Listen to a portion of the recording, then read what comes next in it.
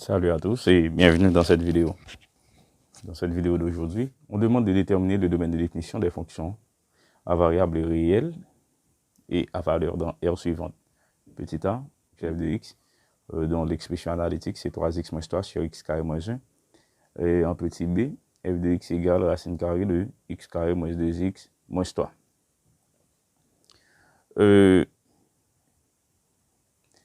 Ici, on dit que les fonctions sont à variable réelle et à valeur dans R. Cela veut dire quoi? Cela veut dire que l'ensemble de départ de nos fonctions, c'est R, et leur ensemble d'arrivée, c'est encore R, puisque nous disons que les fonctions sont à variable réelle et à valeur dans R. Donc, lorsque nous prenons un x ici, dans l'ensemble de départ, c'est un nombre réel, et le transformer de x par f, qui va faire l'image de x, c'est encore un nombre réel. OK? Maintenant, ce qu'il faut savoir, c'est que dans R, on ne peut pas diviser par 0. OK? Par exemple, k sur 0, donc ça fait toujours infini. D'accord?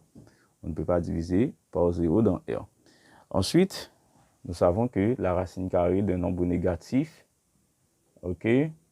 La racine carrée d'un nombre négatif, par exemple, racine carrée de moins 1 dans R, ça n'existe pas. Qu'est-ce qu'il faut faire? Donc, lorsqu'il s'agit de déterminer le domaine de définition d'une fonction à variable réelle et à valeur dans R, eh bien, qu'est-ce qu'on doit faire? On doit éviter d'avoir des valeurs de x qui vont annuler des dénominateurs. C'est-à-dire, à chaque fois que nous avons un dénominateur, il faut retirer dans l'ensemble de départ qui est R les valeurs de x qui vont annuler le dénominateur. Et ensuite, lorsque nous avons une radicande sous une racine paire, bien entendu, sous une racine paire, c'est-à-dire du type racine carrée, racine quatrième, racine sixième, racine huitième, etc. Donc, il faut éviter que cette radicande-là soit inférieure à 0. Je dis sous une racine paire. Par exemple, si moi j'ai gagné racine cubique de x moins 1, par exemple. D'accord? Là, d'accord que si x égale à moins 7, ça peut exister. Si x égale à moins 7, ça fait racine cubique de moins 7 moins 1 qui fait moins 8. Or, la racine cubique de moins 8, c'est le nombre, lorsqu'on l'élève à la puissance 3, qui va faire moins 8. Et il existe bien dans R un nombre, lorsqu'on élève à la puissance 3, qui va faire moins 8. Et ce nombre-là, c'est moins 2. D'accord? C'est pour cela que nous disons que lorsqu'il s'agit de déterminer le domaine de définition d'une fonction, les principaux suspects à repérer sont les dénominateurs qui doivent être différents de 0 et ensuite les radicandes sous une racine paire. OK? D'accord. Et là, on va résoudre.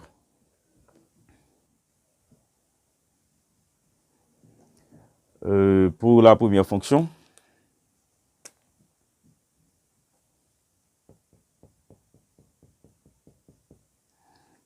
on dit que f de x c'est égal à 3x moins 3 sur x carré moins 1.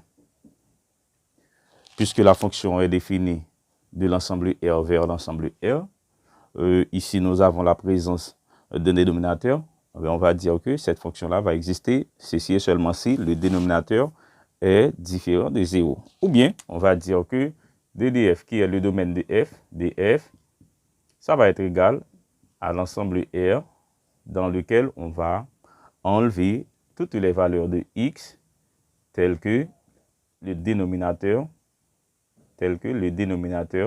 qui est x carré moins 1, c'est égal à 0.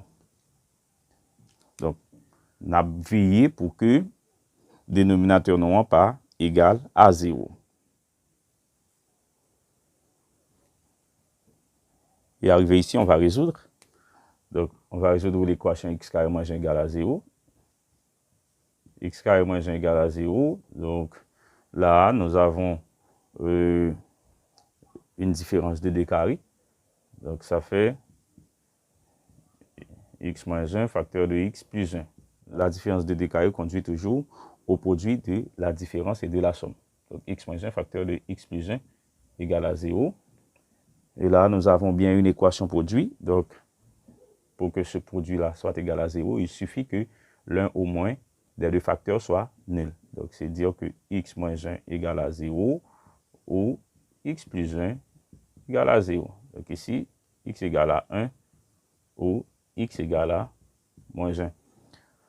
Voilà, ici, nous trouverons deux valeurs de x pour lesquelles le dénominateur qui est x carré moins 1 est égal à 0. Donc, on va retirer dans R ces deux valeurs-là. Et arrivé ici, le domaine de définition de notre fonction, ça va faire R sauf les valeurs de x qui annulent les dénominateurs, c'est-à-dire moins 1 et 1. Ou bien, on peut donner ça sous une forme d'intervalle. Donc, sous une forme d'intervalle, puisque R, ça va de moins l'infini jusqu'à plus l'infini, mais à l'intérieur, nous retrouvons les valeurs moins 1 et 1. Donc, qu'est-ce qu'on va faire? On va retirer dans R ces valeurs-là sous forme d'intervalle. Et vous allez voir comment procéder. Donc, ddf, c'est égal à, on va de moins l'infini. On rencontre moins 1 avant 1. Voilà, ici. Donc, nous retirons moins 1. OK? Lorsqu'on dispose le crochet de cette forme, c'est dire que la valeur moins 1 ne fait pas partie de l'intervalle. OK? C'est-à-dire que la valeur moins 1 ne fait pas partie de l'intervalle.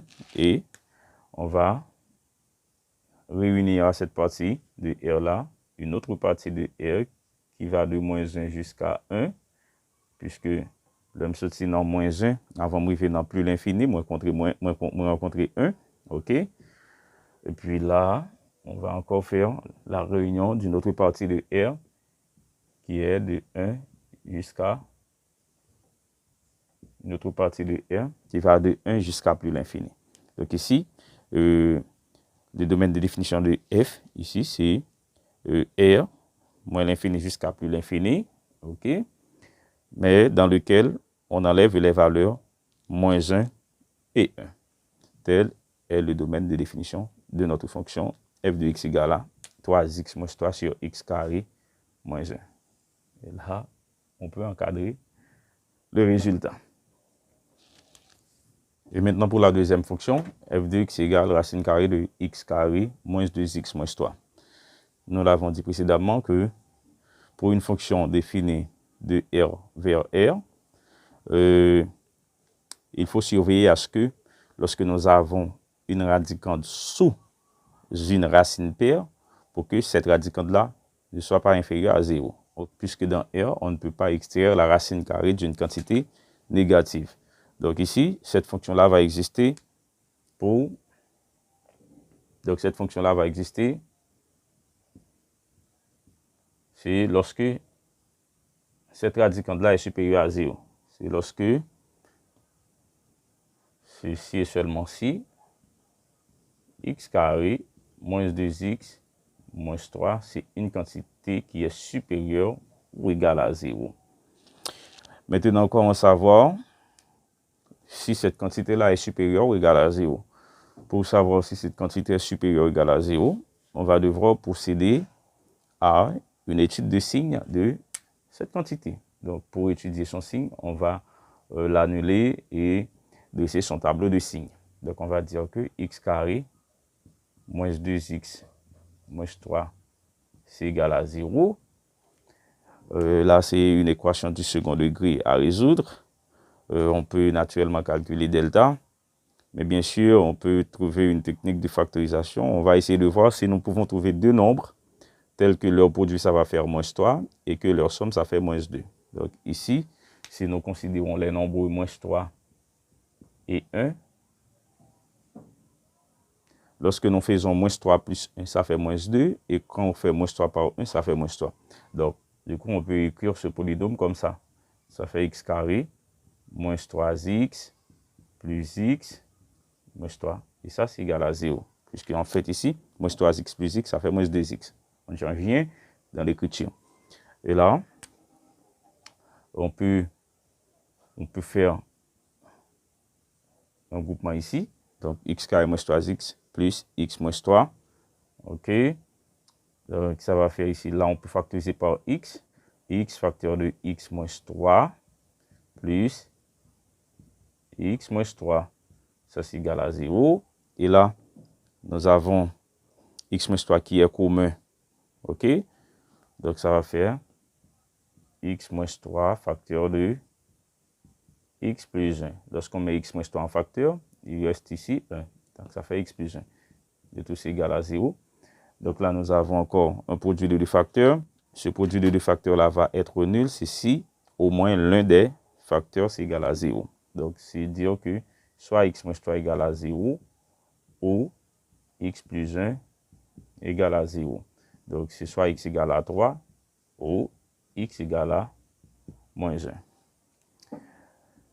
Et arrivé de ce côté-là, après avoir trouvé les valeurs de x, on va dresser le tableau de signes du polynôme. OK, la variable étant x, et x était dans R, donc de moins l'infini à plus l'infini. Et on place en ordre croissant les valeurs de x trouvées, qui étaient moins 3 et qui étaient moins 1 et 3. Donc ici, c'est x moins 3, x plus 1. Là, c'est x moins 3 par x plus 1, qui est x carré moins 2x moins 3. OK, x moins 3 facteur de x plus 1, qui était la factorisation du polynôme, x carré moins 2x moins 3. OK. Donc, x moins 3, ça annule pour x moins 3, ça annule pour x égale à 3. Donc, le signe du coefficient de x ici, c'est plus. Le signe contraire ici, moins. C'est pas intervalle ça là. X moins 1, x plus 1, annulé pour x égale à moins 1. Voilà. Le signe du coefficient de x ici, c'est plus. Plus. Et le signe contraire ici. Donc, c'est pareil, intervalle ça là. OK.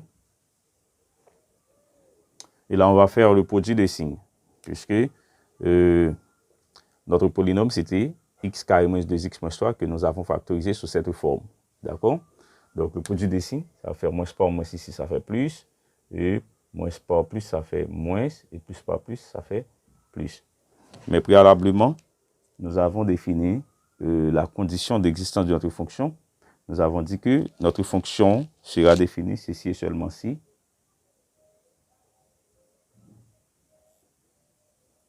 Ceci est seulement si x moins 3 par x plus 1 ou bien x carré moins 2x moins 3 est supérieur ou égal à 0. Parce que c'était une radicande sous une racine paire. Donc du coup, l'intervalle de validité va correspondre, les intervalles de validité vont correspondre à moins l'infini jusqu'à moins 1 et de 3 jusqu'à plus l'infini. Puisque dans l'intervalle moins 1 à 3, nous avons le polynôme qui est inférieur à 0, donc cet intervalle-là n'est pas valide. Et là, le domaine de définition de notre fonction, c'est égal à l'intervalle de moins l'infini jusqu'à moins 1. On va fermer en moins 1 puisque nous avons dit que c'est supérieur ou égal. Donc, x peut prendre la valeur de moins 1, union 3 à plus l'infini. Voilà. C'est tout pour cette vidéo. Merci de l'avoir suivi.